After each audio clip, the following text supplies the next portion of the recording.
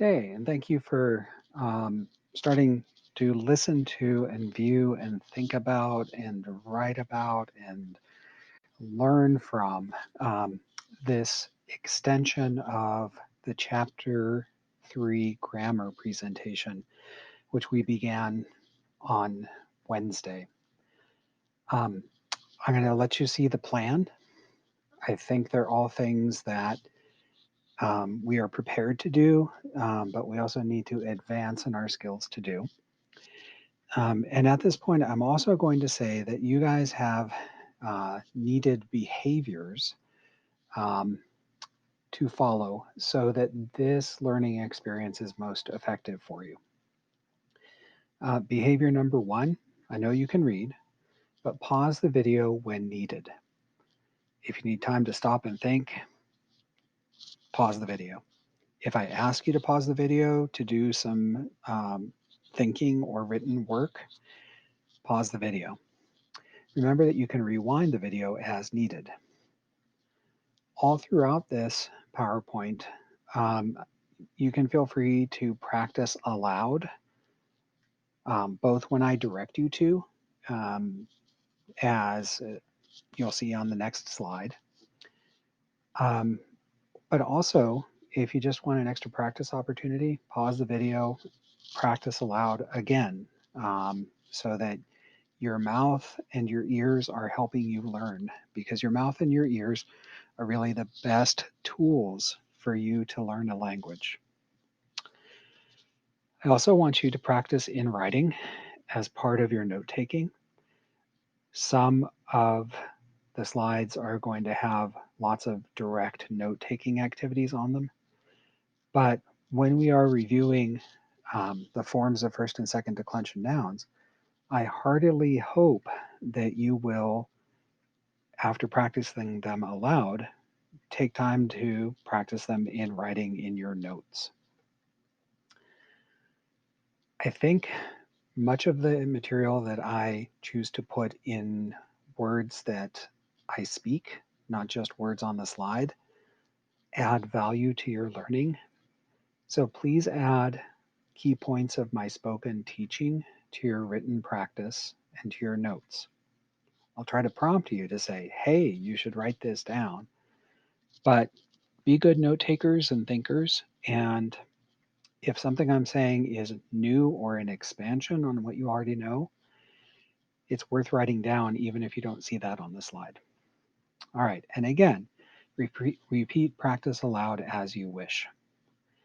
The great thing about this asynchronous lesson is you control the pace. It's not like when we are teaching through the Google Meet and you have to follow along with the other students' paces or my pace. What I'd like to do is start with a warm up, and it's pretty straightforward. I want you to practice saying the forms of the normal second declension US noun, porcus porci. It's a masculine noun and it means pig or piglet, like the one in the upper right. Um, that's my piglet. Um, I wonder if you guys can guess my piglet's name. Yep, it's Salt and Peppa Pig. Get it? Salt and Peppa Pig, because of the white and the black, salt and pepper, which I'm going to sprinkle on it as I roast it. Wahahaha. Just kidding. That's horrible. And I hope that I didn't offend any people who are vegetarians. And um, yeah, anyway. Um, so please forgive me. That's the only bad joke I'm going to make today. Um, I want you to practice this in writing after we practice it aloud. So aim to say the forms of porcus, porci in a measured fashion, hopefully with their appearance on the slide, if necessary, after their appearance on the slide. I am going to be quiet as I click the button to show you the forms. Ready, begin.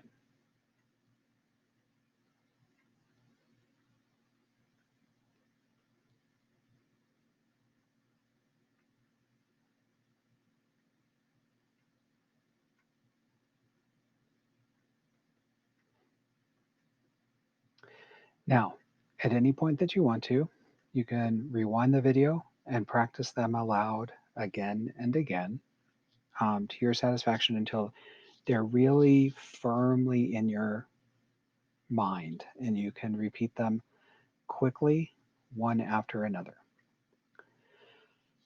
At this point, I'm also going to direct you to practice these in writing. These would be the steps for you to follow to do that. Number one, don't do it yet. Pause and rewind the video to the place where there are no forms in front of you. After you've paused it and rewound it, write the forms in your notes. Then restart the video, and when they're all in view on the screen, pause it and compare the answers with your notes. Okay? This is the kind of self-quizzing that's going to make you a master of the second declension very, very quickly. All right. If you haven't paused it and practiced it in writing, now is the time. Do so. And you're back. It's wonderful that you're back. I'd like to go back to the first declension. We learned the forms of first declension nouns in chapter 1. You could always go back and conduct a little bit of review of those forms in chapter 1, whether in your work in Google Classroom, your written notes, or in the textbook. However you review it, and we're going to do that together here, it's really important to not forget about the endings of the first declension. These nouns are very common and very important. We have two new ones in chapter 3, casa, casai, wea, weai. But I'm asking you guys to practice with the one that you see on the screen, lingua, linguae. It's a feminine noun and it means tongue. And tongue, both in the physical sense of the organ that you see hanging out of that cute doggy's mouth, but also in the sense of language. Lingua, meaning tongue, as in English is my native tongue. The other tongues that I know are German and French and Latin and a little bit of Spanish and Italian. And ancient Greek. I forgot about that one. But enough about me. So, we're going to follow the same procedure. In a moment, without stating anything, I'm going to begin revealing the forms in the chart. Try to say them ahead of the reveal. But if you can't, say them after they appear on the screen. Here we go.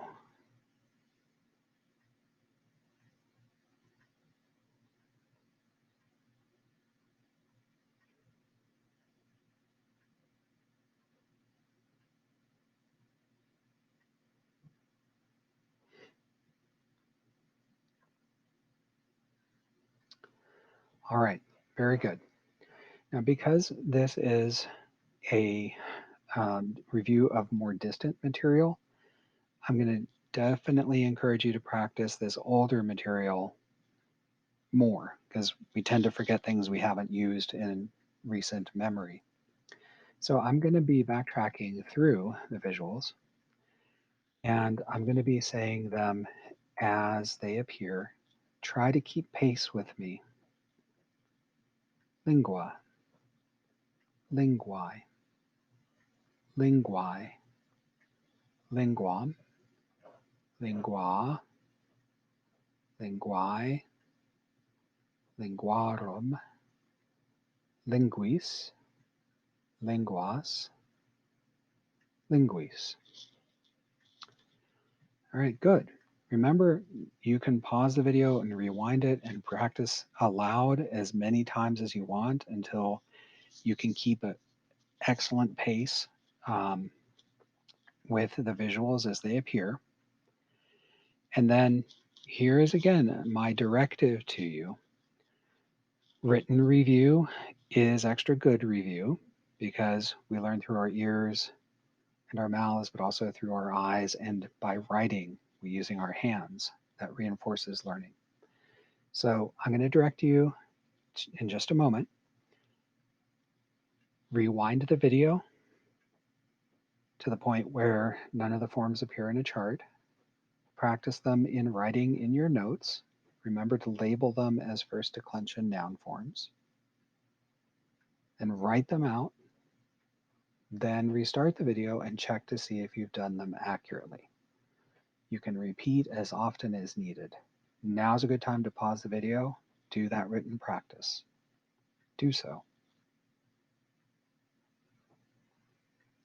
Awesome. I'm so thrilled that you're back. We're going to move on. And what I want to talk about now is how the Latin noun cases operate. Um, our discussion in class on Thursday and even on Wednesday showed that a lot of people want to review the noun cases, and we're going to make that happen. Um, there are some obviously visuals already on the slide for you to consider out loud. If you want to, remind me of the two great mnemonic devices which we can use to remember the names of the cases. Never give dogs any abuse. Ninjas get donuts after assassinations. If it's helpful to put those mnemonics back into your notes, you can do that. It's always great to have visual reminders of them. But remember, those are just devices to help you remember the order of the cases, the names and order of the cases. Now, I want you guys to notice that next to the genitive and the dative and the ablative cases, I have added in a couple of extra words in English, which are the textbook's tricks for beginning to understand how those cases get used. To be honest, we have no idea what the dative case is for. I haven't mentioned it, I haven't hinted at it. You might know it from elsewhere, but I haven't mentioned its main use. And I don't want to right now. You may remember I've mentioned something about the genitive, and we just talked today about the ablative functioning as the object of Latin prepositions. If that's not familiar, don't worry. I will explain it again very soon. But the textbook for the genitive and the dative and the ablative suggests that you get used to translating a dative case word by adding the word to or for in front of it, and an ablative case word by adding the word by or for in front of it. And with the genitive case, the magic word to add in is of. So you could check this in the textbook on page 33, but just for a moment, take my word for it. And we're going to see this one at a time. If we encountered the Latin noun amicus, nominative singular, we would just translate it as the friend, or a friend, or just friend. The textbook prints the friend because the textbook is a fan of the definite article. And it's very valuable, so let's use it. What about the genitive case? Well, the genitive case noun amici, when it's in the genitive case, We want to get used to translating it with of the friend.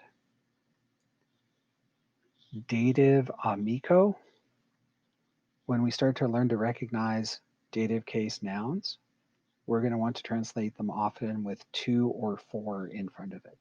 To or for the friend. Amicum, we just translate as the friend in an accusative case word's grammatical role, which we'll be talking about.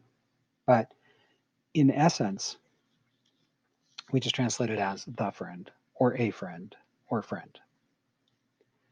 The ablative case, amico, we want to get in the habit to think about translating it with the word by or with. So amico, by or with the friend. These are helpful tricks in the textbook. They're helpful to get to learn. But I do have to say, they're tricks. They're tips, strategies, devices. They're not exactly the same as knowledge. So let's get some knowledge. We're going to be talking about the Latin cases again, but now we want to be talking about them in terms of their uses. Speaking in terms of their uses. The nominative case has two uses, the subject and the predicate nominative. Now, if these are not ingrained in your brain, you should be writing these down. Okay. So the first noun case, the nominative, has two uses, subject and predicate nominative.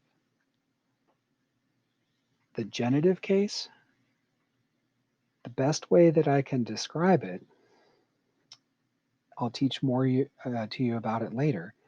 The genitive case is used to indicate ownership or relationship. Ownership like of property, relationship like of family. Okay. You're probably a pretty smart person and thinking about how the English word of is so very useful to express that idea.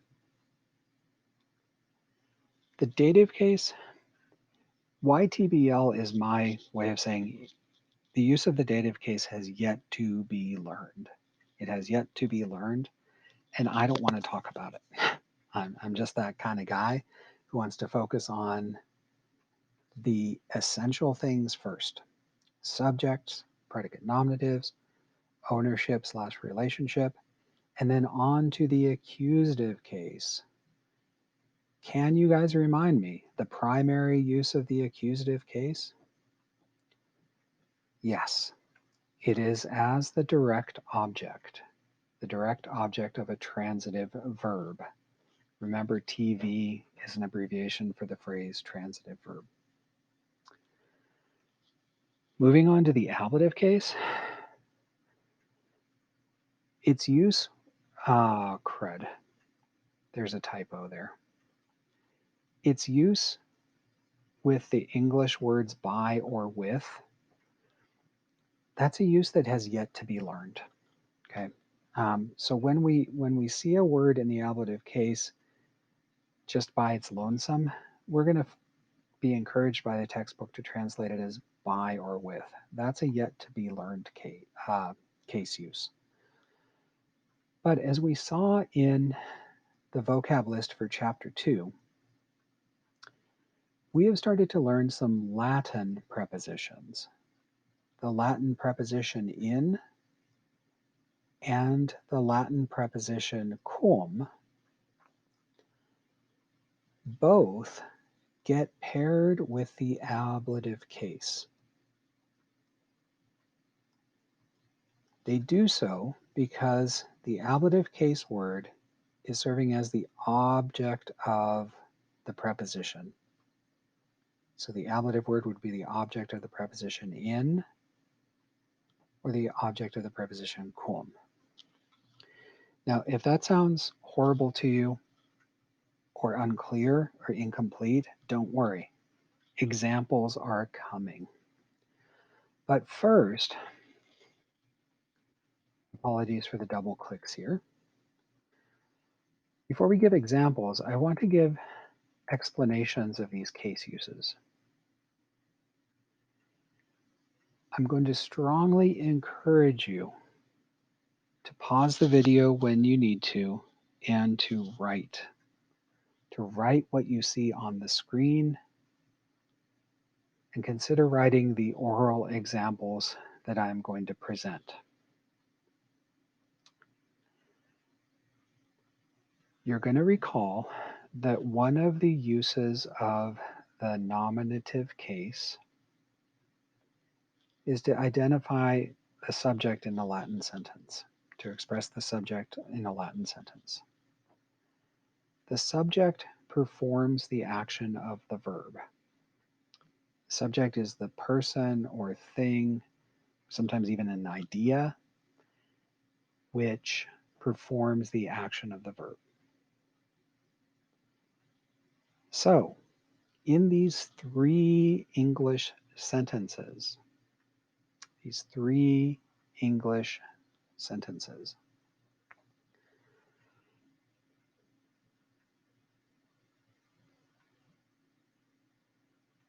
the car drove over the cliff, the shepherd drove the flock into the pasture, and fear drove me crazy. What are the three subjects? The car, the shepherd, fear. In each sentence, the action was drove. The person, thing, or idea that did those actions. The car drove over the cliff. The shepherd drove the sheep into the pasture. Fear drove me crazy. Wow, those are subjects. In Latin, they would be in the nominative case. Oh my goodness, that came up too quickly. There were supposed to be more clicks. I apologize for that. It's a little bit distracting, but let's focus now on the predicate nominative. Okay. The predicate nominative is a nominative case word which describes the subject if a linking verb is present.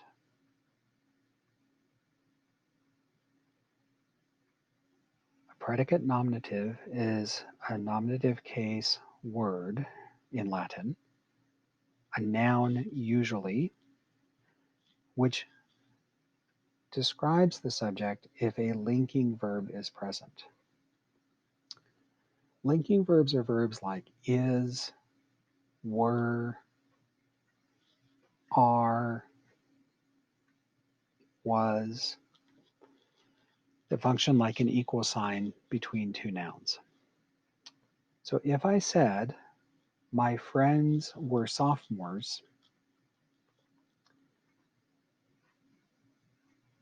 the Queen was Elizabeth, and I am the teacher. In those sentences, what are the predicate nominatives? Sophomores, Elizabeth, teacher. My friends were sophomores. The Queen was Elizabeth. I am the teacher. All right. Good. Now, the idea of the genitive case showing ownership or relationship, it's really new in chapter 3. We will be learning it in the textbook with further explanation. But I figured there's no reason to hide it from you right now. to hide it from you at this point in time. So, the, a word in the genitive case is going to express ownership or define some kind of family relationship. The English examples I've chosen to not only speak out to you, but to write: the field of the farmer, the brother of Remus. The farmer is the owner. And in the second example, the brother of Remus, Remus defines, limits, tells us whose brother it is. Okay. One of the ways that we can think about the genitive most of the time is as answering the question whose. WHOSE. So, for example, whose dog is that? Whose mother works in the medical field? Whose mother works in the medical field? Whose mother works in veterinary medicine? Whose mother is an engineer? Those are great questions. And we would very often answer those questions with the word of. So the mother of Ted works in the medical field. The mother of Bill works in veterinary medicine. The mother of Bobo works in engineering or is an engineer. All right, the direct object of a transitive verb, moving on. This is old news, really old news. We learned about this in chapter 2, chapters 1 and 2, excuse me. The job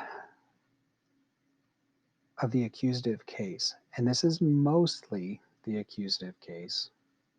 Sorry, this is the main job of the accusative case. Let me rephrase that. Is to be the direct object of a transitive verb, a verb whose action affects someone or something else in the sentence. The direct object receives the action of the verb. And again, it'll be a transitive verb because only transitive verbs have actions that can affect someone else. So here we go. Here are 3 examples. See if you can identify the direct object. I prepared a delicious pie. I delighted my guests with the dessert.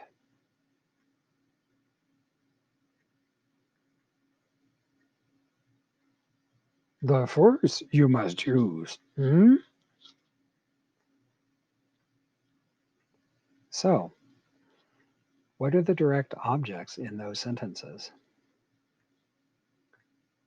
I baked a delicious pie. Well, the direct object is pie.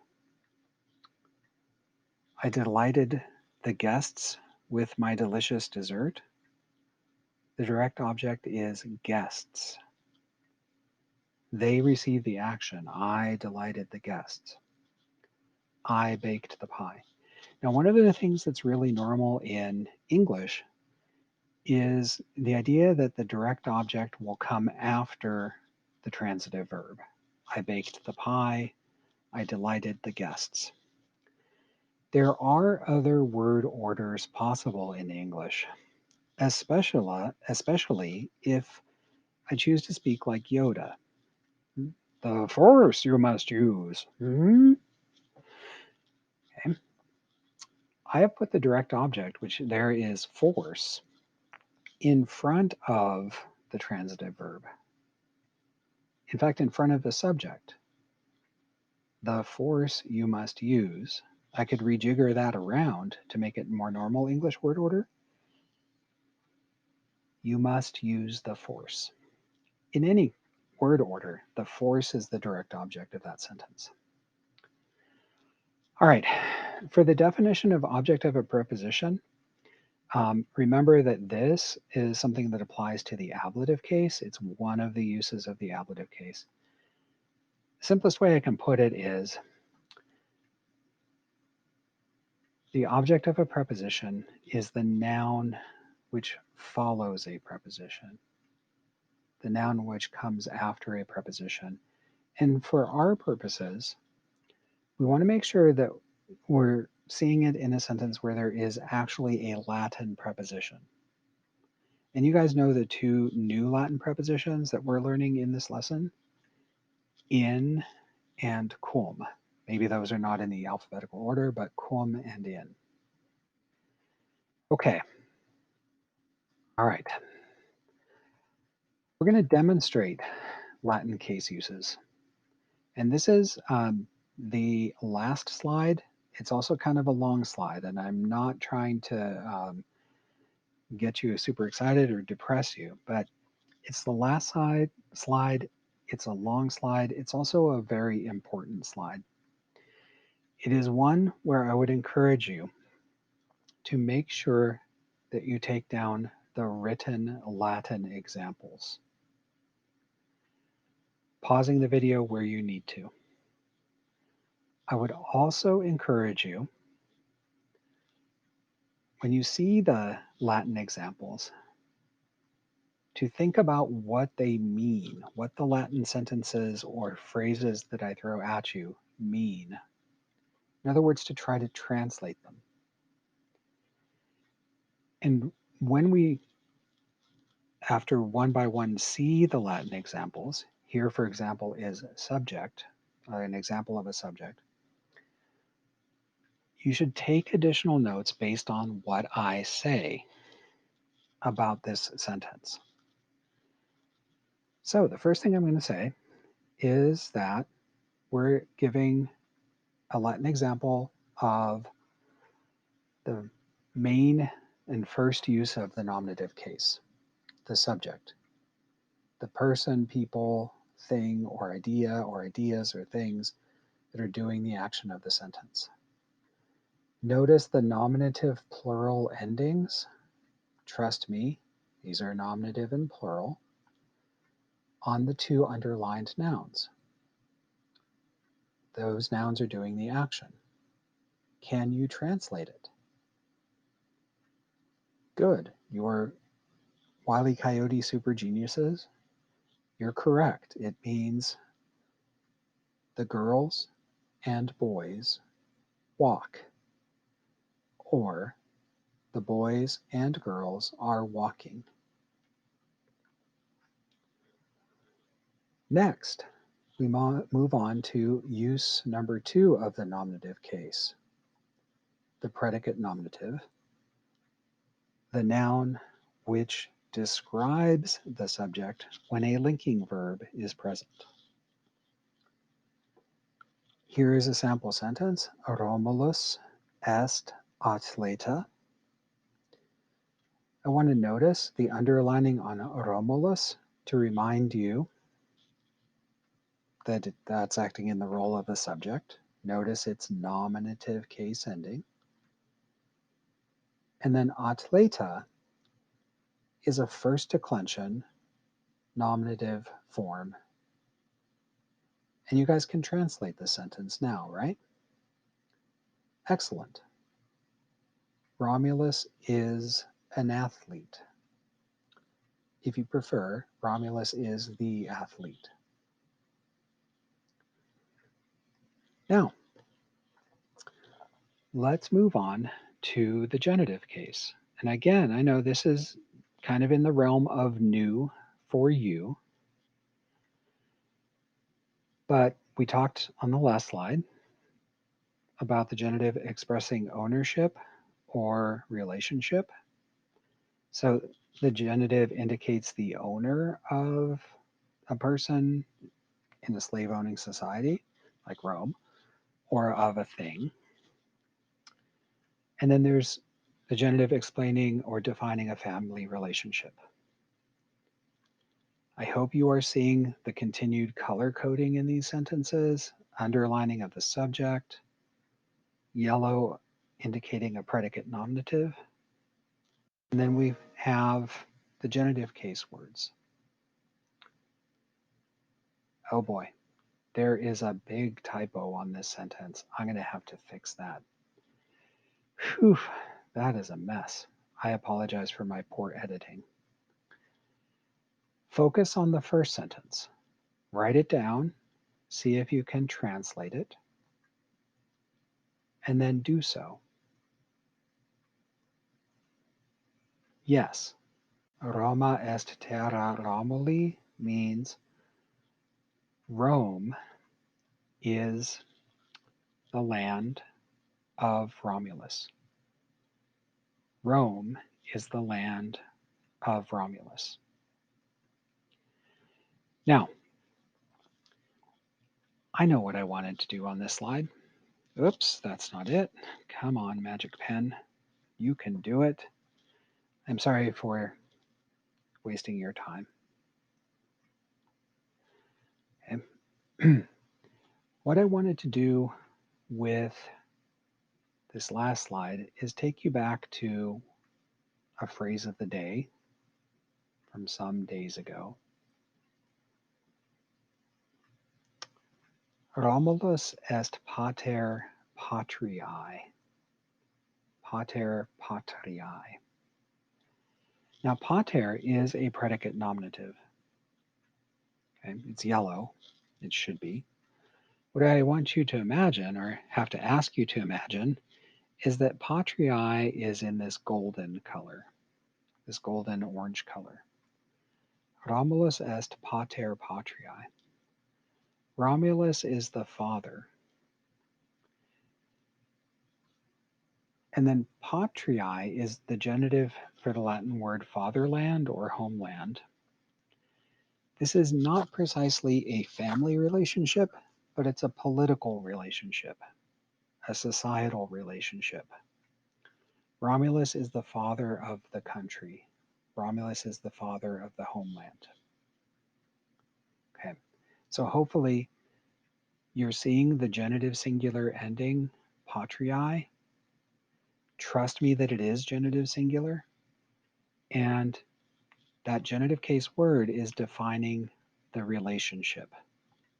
Romulus is the father of the country. All right, bear with me here. We only got a couple more examples to go. We have to give you examples of the accusative case. Remember, the main function of the accusative case is to be the direct object of a transitive verb. A verb like love or have or fear or see, those are transitive verbs. In our short Latin sentences, notice that the kind of beige color, Romam, is highlighted that way to signal that it's a direct object. Philios, accusative plural in the second declension, is colored in this to really highlight the idea that it's a direct object. In the first sentence, Romam amo, there's no nominative case noun or pronoun. You have to pull the subject out of thin air, out of the verb ending. So translate Romam amo. Good. It means I love Rome. I love Rome. Rome is the direct object. In the second example sentence, I've given the nominative singular pronoun to. We've started to learn that pronoun officially in chapter 3. To means you singular. And it's there to intensify the identity of the subject. The subject you singular is built into habes, but it's also able to be exemplified here in tu philios non habes. Remember that philios is the direct object, so write out your translation of this sentence. Did you get it? Are you sure? Okay, well, here it is, just in case you're in doubt. You do not have sons, or you don't have sons. Philios, the direct object, in our normal English word order, we have to put at the end of the sentence. You do not have sons. Unless, of course, you are Yoda speaking to Obi-Wan Kenobi, and saying, Jedi you are, sons you do not have. Okay, sorry. Sorry for the bad Yoda impersonation, and sorry for the non-standard word order. But the best translation I would expect to come from you would be, you don't have sons. All right, the ablative case. A quick reminder. There's a use of the ablative case we don't know about yet. Don't worry. There is also the use of the ablative case as the object of prepositions like in or cum, where there's a noun in the ablative case that's directly following the preposition to say, translate me with the preposition, we belong together, we're a phrase, don't ever separate us. Now, I'm giving you the task of translating these sentences one by one. Pause the video if you need time to think or to write them down. And even though there are 4 examples, I strongly encourage you to work through all of them. Remember, this is the last slide. We're almost there. So the first sentence, casa est in agris. Casa est in agris. Translation,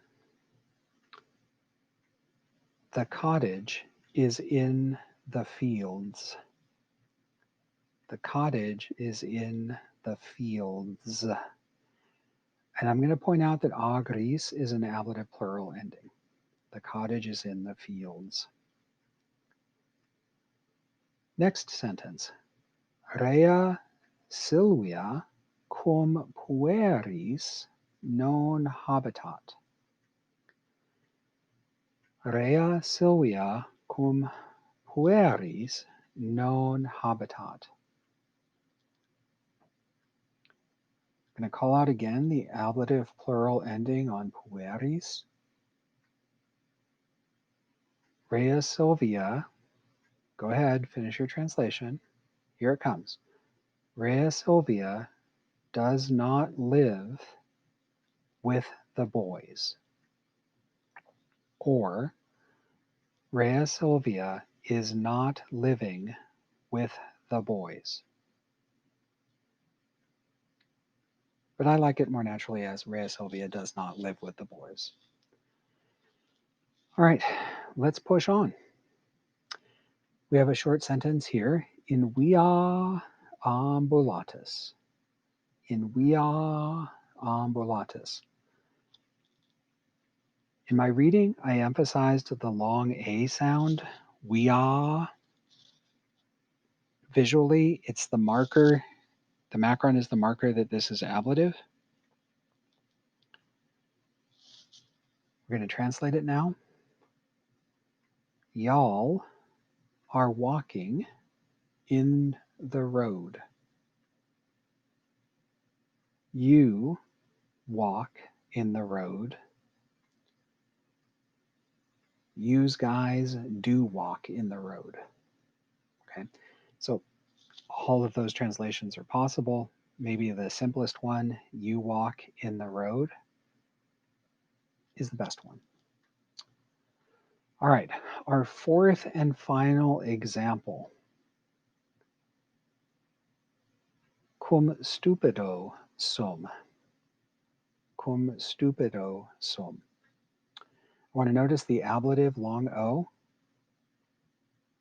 on this noun. It's after the preposition cum. Some of you are going to probably be saying, I'm not sure about if stupido is a word that we've seen yet in the textbook or practice sentences. The short answer is no, you haven't. This is the root of a very familiar English derivative. Okay? An English word that is very similar in sound, spelling, meaning. Okay? So, are you prepared to translate it? All right, go ahead. Translate it in writing. Now translate it out loud. That's rude. How dare you say that? I'm so offended. Why did you say I'm with stupid? You're not with stupid, you're with Mr. Hable. Okay? No connection between stupid and Mr. Hable, right? Or, okay, anyway, sorry. Thanks for having fun with me towards the tail end. That was my second bad joke of the day. I'm going to click out of the PowerPoint. It's a long recording, but hopefully something that you learned from. And it's there so you can always go back to it in Google Classroom again. You can listen to it, you can learn from it. You also have your written notes, and I hope it was valuable for you. The written assignment is posted also in Google Classroom. Get on with that and have a glorious rest of your Friday and weekend. Ciao, ciao, people.